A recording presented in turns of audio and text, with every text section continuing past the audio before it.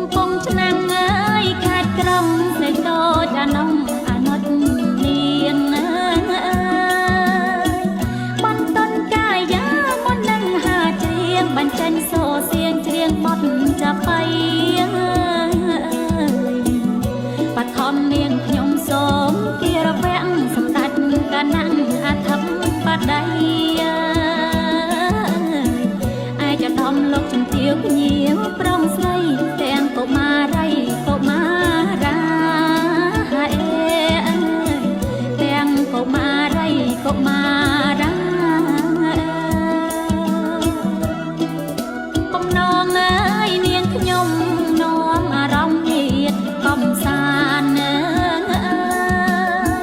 គ្រប់ទិនទីរំមិនដីឋានទាំងប៉ុន្មានបានទាំងសនារមណីលោកតាដំបងតែ